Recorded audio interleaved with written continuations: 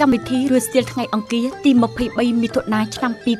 2026ត្រូវនៅថ្ងៃ9កើតខែបឋមសាទឆ្នាំមមីអត្តស័កពុទ្ធសករាជ